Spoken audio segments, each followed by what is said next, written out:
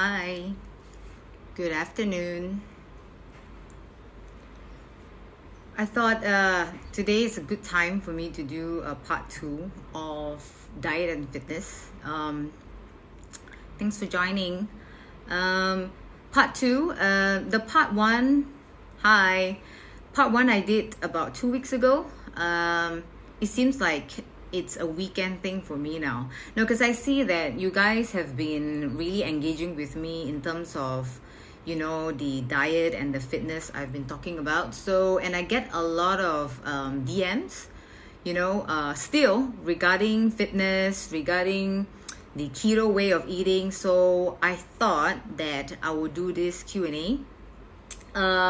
Okay, so I think I posted a while back saying that I wanted to talk about how I started my fitness journey. So I'm actually age 34 now. I'm turning 34 in November. So I started my fitness journey actually when I was 15 years old. Well, that's really young, right? About 15 to 16 years old. I've always been like into obviously I was influenced by Britney Spears and the Spice Girls, and they always have this, they're always showing off their tummy for some reason. Well, it's the trend, right? So I think at the age of 15, 16, I got into fitness by trying out very old school DVDs. I even experienced with things like yoga. I begged my parents to sign me up for yoga because I thought that that would be something that I'll be interested in, and turns out that yoga is not my thing. So I started out with DVDs. So what kind of DVDs that I started doing at home fitness when I was 15, 16 was kickboxing. Very funny because my dad, he also likes to do a little bit of boxing, not professional, but for fun, of course. And we used to play a lot when we were kids, and I thought that kickboxing could be something that I enjoy because it's pretty intense. So I did a lot of those home DVDs, very old school. I don't know what kind of 15, 16 years old I was. It's kind of strange. I think everybody was on the internet.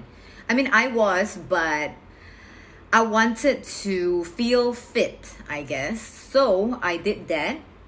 That's my very first fitness journey. It was pretty embarrassing because I know that when I was doing those DVD workouts, my brother would be at the living room like laughing at me because I have no clue what I was doing. Like kicking in the air and punching the air is ridiculous. Oh my gosh. Yeah, now all the memories are flying back to me. So then when I transitioned into college, I wasn't really, well, I would say that my fitness kind of went down a little bit. I was very focused in the fashion college, and I got super skinny, not because of fitness, but because I wasn't eating enough, right? So I think at a point of time, I was super fragile. I wasn't into fitness, but I guess what really sparked it again is when I came to Singapore, and then I think YouTube started becoming a thing, right? And I come across this influencer, Zuska Light. Hi, thank you so much for all the likes. Yeah, Zuska Light. You guys probably heard of her program previously called Body Rock. So that was the thing, she was always in this very sexy like sports bra, and she has this 6-pack abs, and her figure is just fantastic, and I was like, wow, I mean, if a girl can look like a superwoman, I mean, not like a bodybuilder, but she's like, cut and toned. Zuska like really inspired me because the reason why most guys watch her videos is because she's working out in sexy outfit. But the thing is, her workouts are really intense. It's really your high intensity interval training where you go all out, and you can see that she does all this workout real time. It's working out with her real time. That was something that I was like, you know what? If this girl can do like pistol squat, which is like one leg squats, and she is lifting like heavy weights, and she looks fantastic. I mean, she doesn't look masculine. She still have her curves, but she's quite toned and defined. Not too much, obviously. I was like, hey, you know what? I want to have a body like that. I wanted to just see if I can push myself to that stage. I didn't start out to be heavy or anything like that, but I was underweight, but I was skinny fat. I think I mentioned it before. I don't have muscle mass. I don't have the cuts and the muscle tone. So I was more of skinny fat. So I wanted to have that kind of definition. So naturally, I thought that why not? You know, this is let's try this workout. So I did not start out at the gym. Okay, you guys, if you follow me on Instagram, you know that I am always at the gym, right? And I lift pretty heavy weights. I'll get into how I progress into that. But maybe I just want to share a few tips for some of you that, you know, you thought that, oh my gosh, going to the gym is pretty intense. I don't know how I can do it, you know. I'm just going to give you some tips on how I prepared myself before going to public, because I know how intimidating it feels going to the gym, seeing all these dudes with massive muscles and, you know, they are like lifting super heavy weight and you're like, oh my gosh, I feel like a clown there, you know. So I didn't start out there. Instead, I'm a DVD gal, you know, I work out at home. So I download a lot of videos online, you know, I really utilize the internet to get all my workouts, all my workout programs. So I even subscribed to Zuzka Lights, you know, which is pretty cheap at that point of time. I think it was $10 per month, and then you can access to all her workout, and you do it at the comfort of your own home, you know, without thinking that somebody's gonna judge you, you know. So I did a lot of Zuzka Lights video, YouTube video workouts at home. I would say for at least 1-2 years, and then I slowly, you know, started going to the gym. So the thing is, before I went to the gym, I also started buying like weights that are, how to say, it's approachable. So I started out with things like 3 kg dumbbell, which I think 3 kg dumbbell is something that most people can handle, but of course be a little bit careful, you know. Try even 2 kg. I think 1 kg is way too light. 2 kg is always good. So I started out with like things like 3 kg dumbbell, and then I went to 5 kg dumbbell very quickly because I was training most of the time. So my muscles got very used to the weights and it adapted pretty quickly. You can do a lot with the 5 kg dumbbell, but if you're advanced level, obviously you can go to 7.5. I think that is max. And most of the repetition that I do is usually 15 to 20 reps. I think anything above 7.5 kg for more than 15 reps, I think is a bit much. So I purchased a approachable dumbbell weight for my home, which is 5 kg, you know, a set of it. So there are 2. It didn't take up much space. I could do many basic exercises with it, shoulder press, you know, deadlift, you know, things like that, which you can easily find on YouTube on how to start it out. So when I got very confident with handling 5 kg, then I progressed to buying 10 kg kettlebell.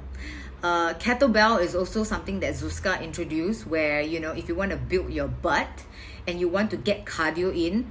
Okay guys, I'm a person that really hates long cardio, so I get very bored. So I like high intensity interval training, like sprints, anything that it's very quick bursts, intense. So I got a 10 kg kettlebell, which I still use until today.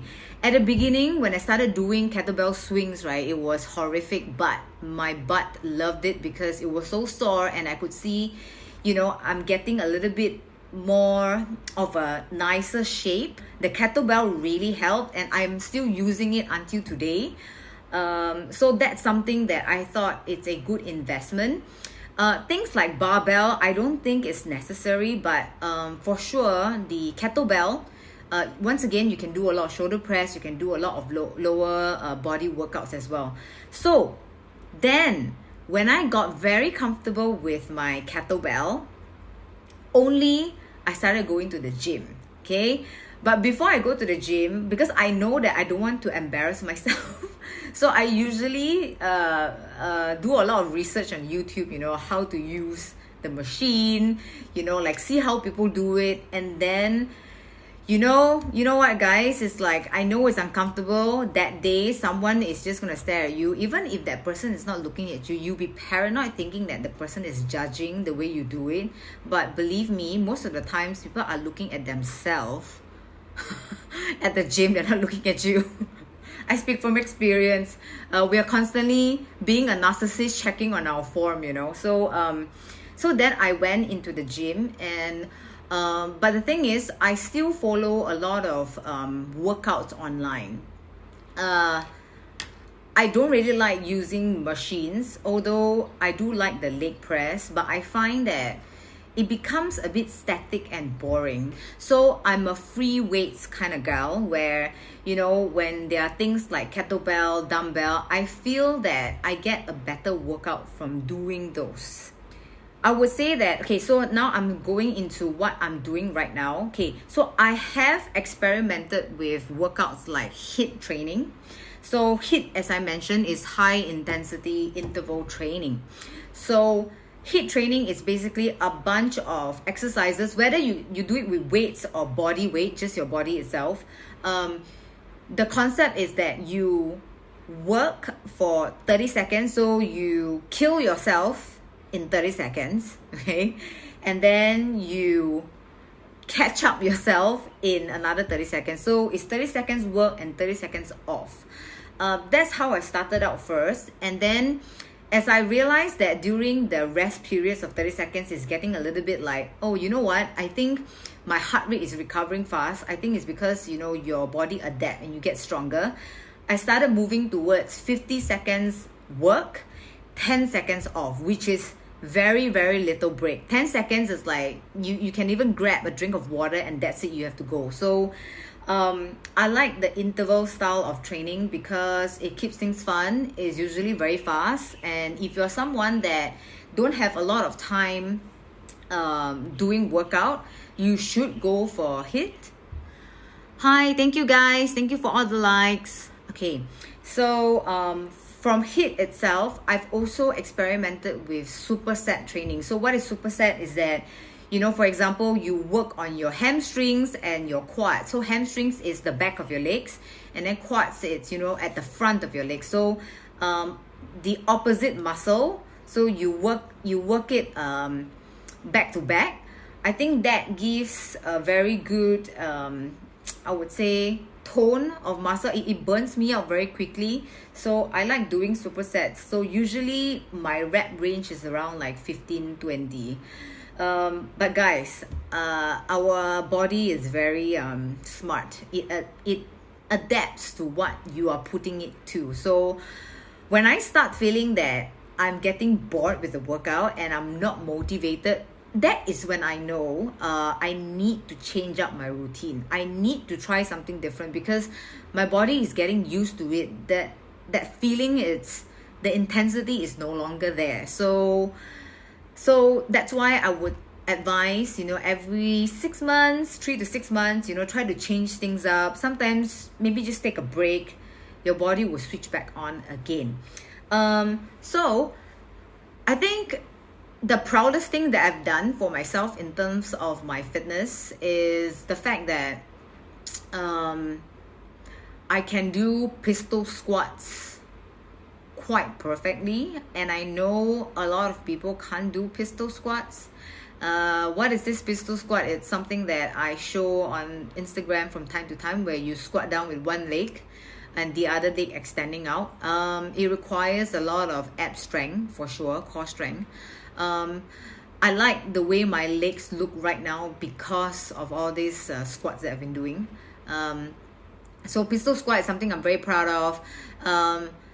And transitioning into the higher level of pistol squat, which is the dragon pistol squat, where the other leg goes underneath the other. So that twisty move is not easy. I still haven't mastered it, but I would say that being able to do those things makes me feel very confident, makes me feel very powerful. I don't know, it's just something that makes you feel like, wow, you know, not a lot of people can do this, and you practice it to the point that you can do it. It's a sense of achievement for me. And I think one last thing is the fact that because I'm only 48 kg or less, around there, I'm less than 50 kg, the fact that I'm able to deadlift my own weight, it's I would say it's pretty not bad. I wish I can deadlift a little bit more, but yeah, I know that my lower body got really strong because of all the deadlift that I've been doing. I get questions about girls not wanting to train because they're afraid that they will get too bulky. I think this is going to be very hard to explain in detail, but what I can tell you is the fact that the only way that you can look like you have a healthy body without looking like you're fragile, or you know, whether you're looking too bulk up, to be honest, the female body, it's very difficult for us to bulk up because of our hormones. Unless you are taking something artificial, for sure you can bulk up. The only reason why some women look like they're very bulky when they lift weights is because they have put on a lot of muscle, and on the outside of the muscle, right, the fats is not completely gone yet. Because there's always a stage where you build muscle, right, and then you burn off the fats later on so that you can show off the muscles underneath. It's always a process. So the reason why they appear bulky is probably because of the fats that it's outside, and this is just a part of bodybuilding which can be taken care of after. So if you are taking some kind of steroids, for sure you can look super bulky and not feminine at all. But I would say that weightlifting is really my preferred choice of exercising or training. It's because I get the endorphins and I see how my body looked after the years of lifting. And at this age, you know, I'm turning 35.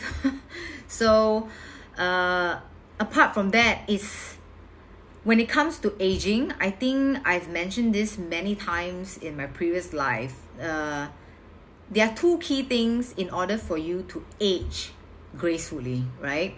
If you don't want to have a lot of diseases at the later part of your years, right, is first things first, you need to prioritize your protein and you need to be lifting weights. Because when you lift weights, it stimulates a kind of, I would say, the GLUT4 receptors. Don't quote me on this because clearly this is not really my specialty. This is what I learned online. It stimulates a kind of mechanism in your muscle that is going to renew the cells. So in a way, when you are lifting weights, you are rejuvenating yourself, if that makes sense. Okay, anyways, that's just the surface of it. If you want to find out more, I think I mentioned in the previous session, do check out Dr. Gabrielle Lyon, Gabrielle, and then Lyon. She talks a lot about protein and how weightlifting is really the key to longevity and how you age. So I think that's very important. Even if you are skeptical about it, I think there's no harm in listening to this new research and then decide if this is what you're going to do. Anyways, this is all the updates that I have when it comes to my fitness journey and currently what I'm doing now. Okay, so I started the Workout Official program. Hi, thank you. The Workout Official program, so you can check them out on Instagram. I post it on my story pretty regularly. So I have finished their Build and Shred challenge. Pretty intense. It really challenged me, and somehow I I got a few comments saying that my abs are popping a little bit more than before. I mean, that's not the goal, but if you are looking to cut off some fats, I think the Build and Shred program is a good one to try, and it's 30 days. And then but now I'm in the Smash Hit 30 days challenge. So I've been enjoying it. It's for example, you'll be working like 5 days in a week, and for example, Monday you'll be chest and back. It's a targeted body for each of the day, but then at each of every 45 minutes weightlifting, you need to do 20 minutes cardio session. To be honest, I cannot upsell this any further by saying that this 20 minutes cardio session is pretty intense, because after you lift 45 minutes and then you have to do like 20 minutes of skipping and elliptical, that is challenging. So today I finished week 2. Tomorrow is a rest day, which is a yoga session, so that is great. And then I start my week 3 next week. So if you guys want to join the Workout Official insane and intense workout, I think you should really check them out. They have an app. The first 10 workouts are free, if I'm not mistaken.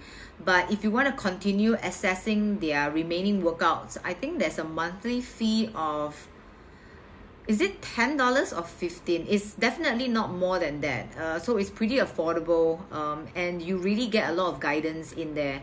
And I would say doing workout with somebody live, as in like doing it really with you and coaching you through it, I feel a little bit more fired up, and it really changed the way I work out. So that is great. Something for you guys to try. Thank you. Okay, so I'm just going to, let's look at my timing. Just take about 15 minutes to answer a few questions. If you guys have any questions for me, please post away. But I'm going to answer those that I have from the previous session that I did not get to cover. So somebody asked, do you get cramps on keto? Okay, cramps as in muscle cramps. So I think I've mentioned, look for magnesium glycinate.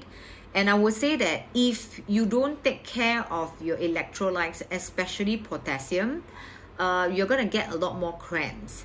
Something that has helped my friends when it comes to their cramps is potassium citrate, which you can get it from bulksupplement.com or any other supplement. Just make sure that it's potassium citrate, because the other ones are quite toxic, if I'm not mistaken. Yeah, so potassium citrate is usually good to help you to prevent cramps, muscle cramps.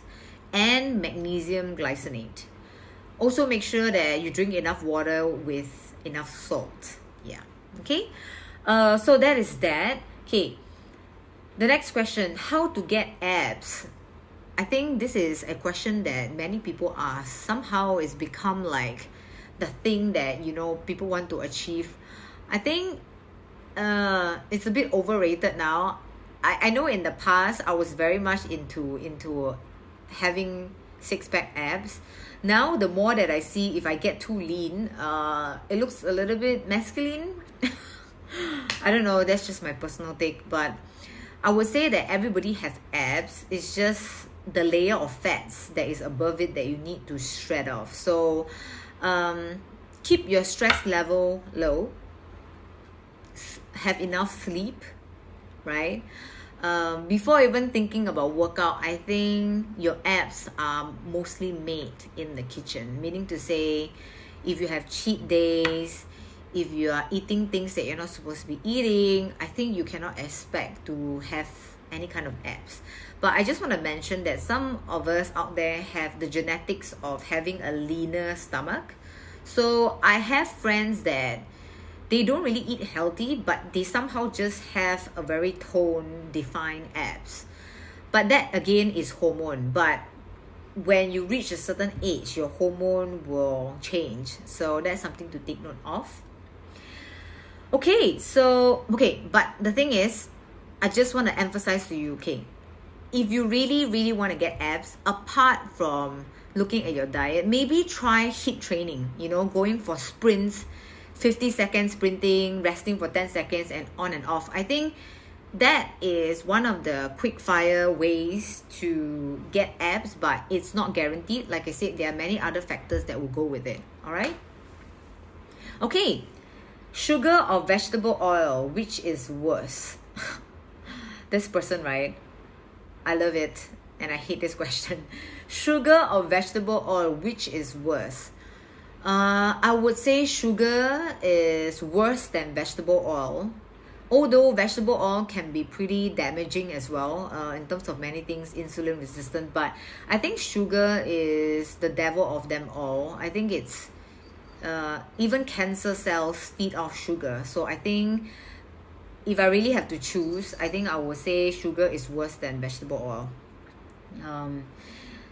Okay, another question. Tips for low energy during fast.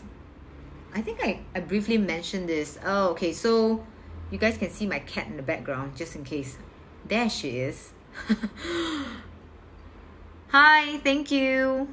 Thank you for all the comments and the likes. Okay, so low energy during fast. Let's take a look at what you have done the night before. Did you hydrate yourself properly? You sleep enough? Do you take enough salt? I think I say this until like it's a broken record. Salt can really help you to sustain a fast. So I think you need to really look at your electrolytes level. But and some, I have friends that started fasting and they crashed because I was like, so what have you been doing? They said they follow my advice. They took a lot of salt. They drank enough water. But they're sipping tea and coffee throughout the day. So, caffeine depletes your minerals as well, and it messes up with your electrolytes. So you get dehydrated, which is why you feel a bit nauseous and, you feel like you want to black out during your fast and you feel like you have no energy. And I think also when you're doing fast, the food that you have the night before or before that when you're fasting, you need to consume enough protein so that you don't have this like hypoglycemic, where you feel like your sugar level goes down, up and down. I think making sure that you have enough protein before you start a long fast is very important as well. So those are some tips. I just have 2 more questions. Okay, so oh my gosh, this is a hot one. Are you not afraid of high cholesterol? What's a funny thing? Like this, I cannot believe in today's age, right? We still go back to research that are not proven to say that high cholesterol causes heart disease. There is no study out there that is proving that. I mean, you guys can update by watching this video from Dr. Nadir Ali, if I'm not mistaken. He specializes in cholesterol, and he explains if you go on a ketogenic diet or carnivore, low carb, where you eat more protein and you eat more fats, it is natural for your cholesterol to go up, especially your LDL. Okay, but what is most important is that your triglycerides is lower.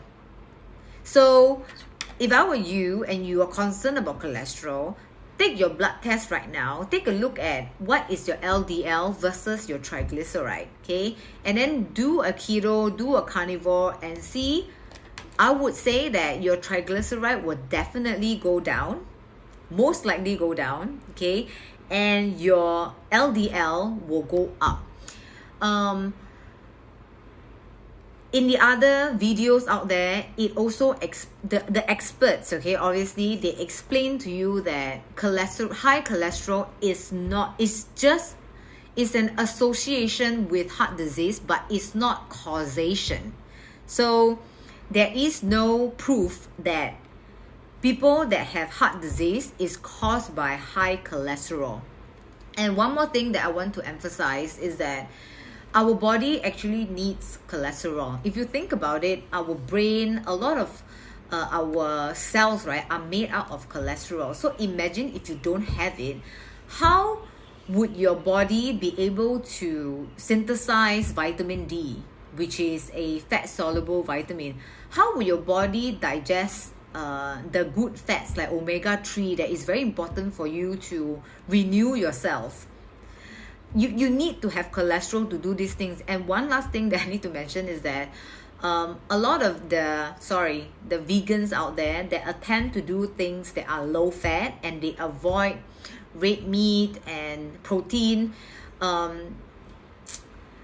they get hormonal issues because they avoid cholesterol.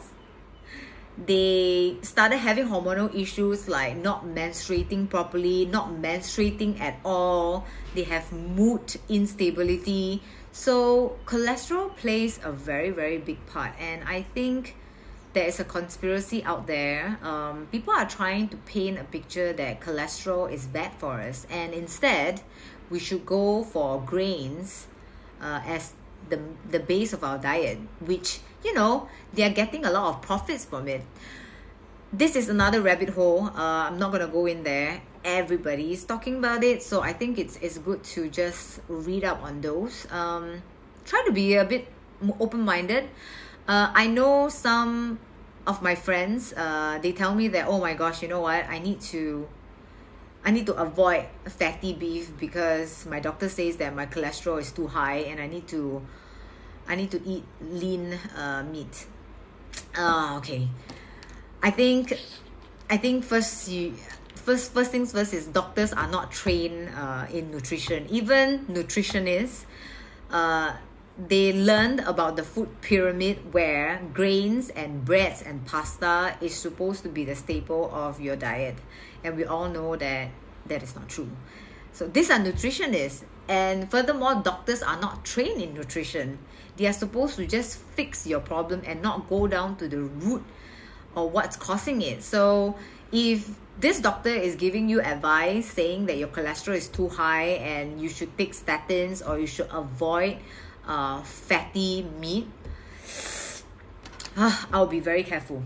Anyways, this is just my 2 cents, okay? It's just from my experience and based on my few years of doing the latest research, and I'm trying it by myself. So I hope that it will help the people out there, okay? Yeah, okay. So the last question that I have is, besides liver, what other organ meat do you enjoy? So as you guys know that beef liver is my staple. I realized that if I stop eating beef liver, I tend to not really have a clearer skin. So beef liver is my staple. But I would say that the other organ meats that I enjoy would be things like thymus, which is in another term sweetbread, which is a gland that is on not on beef, it's on lamb, but it's great for your digestion apparently, and it's good for your gut. So I take thymus or sweetbread. I also enjoy beef heart, lamb heart, but the only organ meat that I don't enjoy are kidneys. There's a taste to it. I just can't. So even lamb brain. I know I sound pretty disgusting right now, but they are so nutritious for you.